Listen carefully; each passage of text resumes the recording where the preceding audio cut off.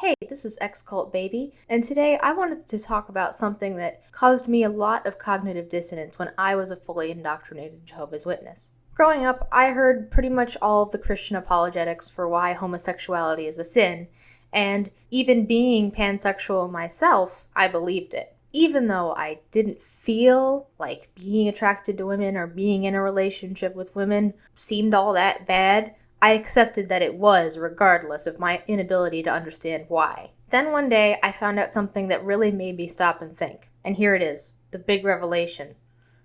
There are homosexual and bisexual animals. Lots of them. I and many other Christians who grew up with religious bigotry are told that homosexuality is a perverse abomination at worst, and at best it's a sin as bad as any other, which, all sins are worthy of death, so still not great. Some people are told that being attracted even to members of the same sex is a choice, and you would only make that if you let Satan into your heart or just wanted to sin or something along those lines. I was taught that it isn't necessarily a choice to be attracted to members of the same sex, but because of Adam and Eve's original sin, they passed down sinful inclinations to all of mankind. So basically, we're born with sinful tendencies. Either way, the idea is homosexuality is unnatural, sinful, evil, blah blah blah.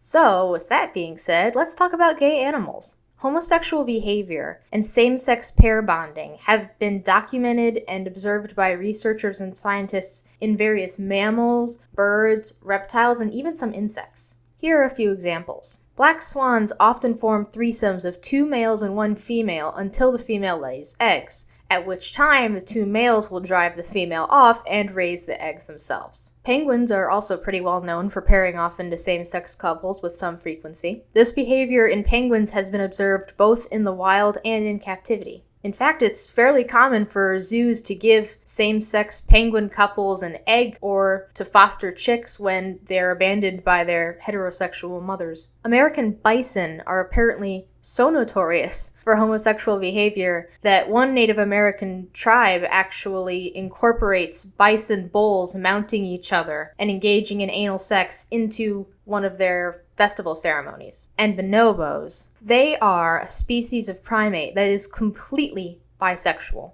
All of them are bisexual. Almost all of their social interactions as a species revolve around sex.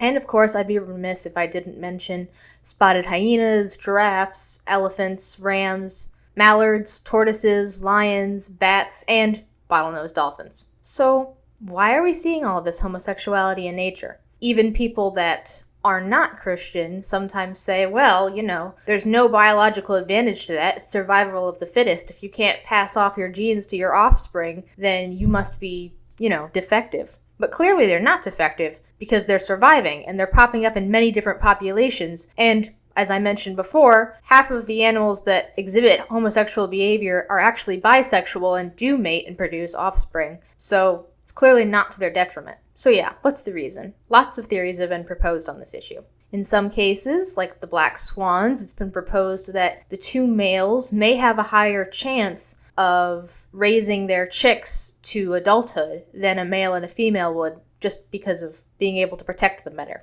And in cases like the zoo penguins, for example, having some same-sex couples in a population that can't produce their own offspring being available to raise the offspring of heterosexual couples that reject their children or neglect them, or maybe the parents are just dead. Those couples are then available to raise the children, and that will increase the amount of children in that generation that survive to pass on their genes.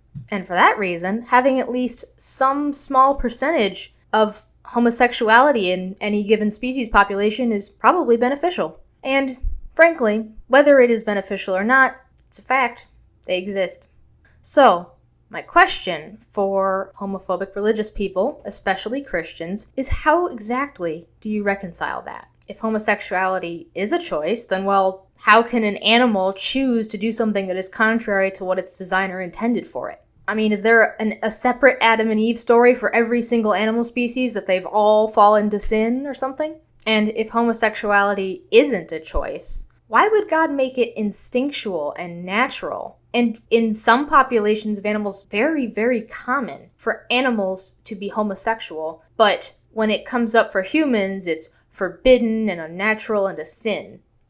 I mean, are all of these animals going to burn in hell or die in Armageddon? Does God not care that the animals are rebelling against his original design for them? And because, I don't know, maybe because they're lower life forms and he can't be bothered to set them straight? Is the entire bonobo species possessed by the devil? Have all those cute little bottlenose dolphins been given over to a reprobate mind? Seriously, why the double standard? As I said earlier, this topic caused a lot of cognitive dissonance for me when I was indoctrinated, and even though these kinds of things popped up in my mind, I completely ignored them. I never once asked any of these questions to myself. I just let all of that conflicting information sit in my brain, repressed and unexplored. But if you happen to be somebody who is in my former shoes, don't do what I did. Find honest answers to these questions. Don't just let them sit in your brain unanswered. Do some research. Find out what the causes are and, I don't know, ask your priest. Do some Bible study. I don't know how you might find these answers, but they should be answered. And I would be interested to hear any apologetics or answers that you may come up with in the comment section below. I will read them. It'll be entertaining, I'm sure. That's all I have for you this week. If you enjoyed this video, please give it a like, leave a comment, and most importantly, share it with your homophobic religious family members and, I don't know, start a dialogue. You never know who might be open to changing their minds. My Twitter is @xcultbaby. Follow me if you want to keep up with my life or if you want to have any input on my future videos via Twitter polls.